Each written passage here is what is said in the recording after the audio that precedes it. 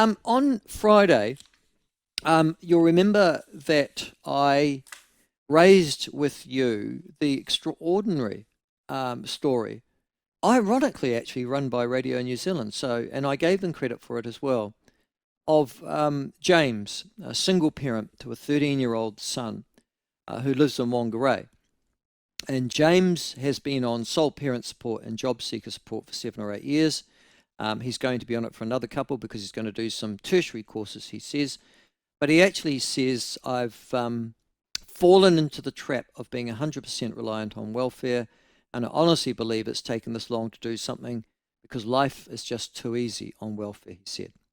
I gave you the figures. He receives $495 a week in sole parent support, $155 in accommodation supplement, $144 a week in family tax credit, $44 in additional support that he receives from the Department of Social Welfare, or what's called the Ministry of Social Development now, for a total of $838.23 net a week.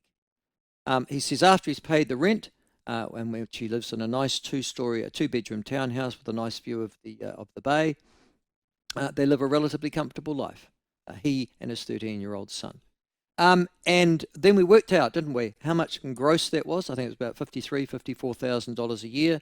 And that's the starting salary of a school teacher who's been to university for 3 years, done their diploma of teaching, that's 4 years, got a really good student debt, starting on about the same or equivalent money. And then you ask yourself, why do you bother? Joining us to talk about, and then I also introduced you to the figures of the last survey that the Ministry of Social Development completed. Came out for, I think, the December quarter, so they must be having another one soon. It'll be for the March quarter, on the number of New Zealanders who are on welfare. And we've reached a record number in the history of New Zealand. 409,665 people were receiving a benefit as of the end of December 2024, up 8.2% on the previous year, but it's 12.6% of the working age population of this country, and it seems rising every year. Well, small wonder if we look at the example of James and Whangarei. Why would you want to work when living a life of, well, not luxury, but relative comfort, thanks very much, seems a pretty good option by comparison? Well, somebody who does actually have a bit of a background in this area, in fact, he was responsible in good part, at least for the research behind the Salvation Army's State of the Nation report, which came much reviled, I have to say, by both Labour and national governments, because it held a mirror up and said, well, really, you're not making an awful lot of progress in getting people off welfare and into work and improving the daily lives of New Zealanders. He's gone out on his own now as an independent social policy analyst, but there is nobody better framed to speak about welfare dependence in this country and what can be done about it. He works, as I understand, or has worked for the Ministry of Environment. He now also works, as I understand, with the Child Poverty Action Group. He is an independent social policy analyst. Alan Johnson joins us now. Alan, welcome to the show. Good morning to you. Oh, good morning, Michael. Now, give us a bit of background first, mate. I think I first came across you not in a professional, but certainly a media capacity, when you were working for the Salvation Army. Were you actually a Salvationist, were you? No, I'm not a card-carrying Salvationist. I claim to be a Christian, but and Good on you. On a regular basis, but certainly not a Salvationist. But you did their state of the nation address basically for them each year. That's right. For the next 12 years, actually. For the last 12 years, okay. Well, and more recently I signed off, but I ran it for 12 years. Okay. And why did the Salvation Army do that? I mean, I know that they have a history ever since they were formed by General Booth of tending to the poor, the vulnerable, the sick, those at the bottom of the economic heap. But why did they do this every year? What was their initiative in doing so? It was really to challenge the partly the dominant narrative around how social policy was working. Because every government would have us believe that they have the best ideas and it's going to solve the the many melodies that we have as a society. And yet, the data would often suggest otherwise. And so it was started during the era of John Key and Bill English, and has gone right through since then. So you're right in suggesting that it's gone through two national-led governments and one Labor-led government. And I think it was reasonably objective in a sense. It didn't have favourites. It didn't pull punches. It told a story that was there in the data. And that story was always mixed. There was some good news sometimes, and there was some bad news at other times. And we tried to do this as a way of shifting social policy, because with good social policy, we can address huge things that a charity such as the Salvation Army can't. The scale of the state and the scale of state resources relative to those of charity are significant. And just with good social policy, you can bring about great social outcomes, or better social outcomes. I'm interested, though, before we get into the policy side of things, that governments, and going back to my time, tend to rely an awful lot upon the charity sector to look after the people at the bottom of the heap. If Salvation Army and other variety of charitable groups didn't exist, I'd hate to think what would be happening. Do you think that reliance is in many ways self-fulfilling? So in other words, they're there, they'll worry about them. We don't need to do anything because they are.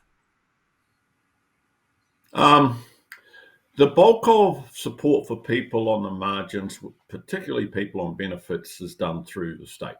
The extent of charitable provision is probably less than a tenth of what the state does, for example, through supplementary benefits. And so, it's well to say, the charitable sector, including the churches, is picking up the slack, but the bulk of the slack is still picked up by the state. And we can see what changes with the change of administration. There's claims now that homelessness is getting more significant because of the sort of paring back of emergency housing support. Clearly, entitlements to additional assistance is reduced under the national administration. But the reality is that the bulk of the support that's offered, both in terms of material support and income support, is done through the state. And those settings are really important to whether or not people fall into real poverty or live a life of reasonable comfort, such as you described with that guy in Whangarei. Okay, now you see the guy in Whangarei undercuts a narrative, which is that basically everybody on a benefit is struggling, that their children are being raised in poverty, and that they don't have options because presumably they are poor and therefore take on a psychological, I guess, impact from that. Don't believe necessarily they're in charge of their own lives. I'm interested that Radio New Zealand decided to fine James and say, well, what are you really on, rather than just the bald figures of what the benefit's worth and things like that, and then go through his life. Because as you read more about that particular case, he's lived in intergenerational unemployment. Alan, he comes from not just a father but a grandparents as well, who've been on welfare all of their lives, and this is their lifestyle. They've got no intention of leaving it. This is fine for them. Don't we need to do something about the Jameses of this world? Because he's got a 13-year-old son that clearly is going to have those imbued family characteristics as well, and will lead thus to the next generation of welfare dependency in this country. Don't we need to be intervening? I think we do, and I appreciate and accept that there are problems with intergenerational dependency or reliance on benefits. I think it's overstated, and I think the example of James possibly isn't representative of the tens of thousands of people who live on benefits. You can do moderately well, as James's example shows, but then if you're facing a whole set of different circumstances around rent and debt and who else is in your family relying on you, the situation can be quite different. And so it would be unwise to generalise and say, well, James is representative of the people on benefits, as it is indeed to generalise and say people that doing it the toughest are representative as well. What I think happens is that people make some bad choices sometimes, and they're stuck in a rut. And I think it's important that as a society we offer them ways of getting out of that rut and changing their lives and leading fuller lives. Well, the other thing is, but it strikes me, is that we've got this fundamental mismatch in this country between where people are unemployed and where the jobs are. Um, and as you probably, I don't, where do you come from, Alan? Sorry, I'm not sure where you are. I live in Auckland. I live in You're living in Auckland. Auckland. Okay. And I live in central Otago. But just to the south of me is a place called Belclutha in South Otago, which is a relatively cheap place to live, and certainly in terms of housing. Got a decent enough school and schools and community. But they recently held a job expo, and they had 1,000 jobs in their particular community that they had available from the private sector to give to people, permanent jobs, and couldn't find anybody. My local economy here in central Otago, which isn't all rich, it's not all Queenstown, is utterly dependent upon bringing in people from Vanuatu, Tonga, Fiji on job programs because we can't find the people to work here. Isn't that tell you something about New Zealand when you have such fundamental mismatches? We've got to bring people in from overseas to do jobs when we have 409,000 people on a welfare benefit. There is a mismatch, and everyone would accept that there's pockets of unemployment and pockets of job plenty or job availability. And part of the problem, and you'd know this in Central Otago, it's all very well saying there's all these jobs, but where do people live when they get them? There's a real pressure on housing stock in many of these places, and the reason people don't go and live there is because there's nowhere to live. So, I think part of the picture is also what's happening in housing markets. That you couldn't import 1,000 workers into the South Otago area and expect them all to find a house, and it leads to. Well, can I say that they do that with thousands, literally, of people who come in every year from overseas? They find a house. Not They find. unproblematically, not unproblematically. The seasonal labour force is housed generally sort of poorly. Employers, particularly in the horticultural sector, are stepping up and providing accommodation, sometimes by way of sort of hostels and sort of work camps.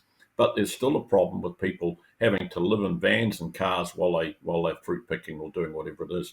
You know yourself, there's continuing stories of people working in the hospitality sector in Queenstown living in vans. There's a real No, problem. but they're a minority. You talked before about don't use anecdote as evidence. Well, you've just done it.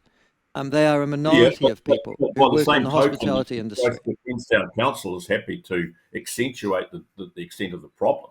And whether it's representative or whether it's just anecdotal and isolated, it's difficult to know because the data's not there. But there is still a problem with housing in Central Otago, which makes it more difficult for workers to be able, low-paid workers to be able to live there.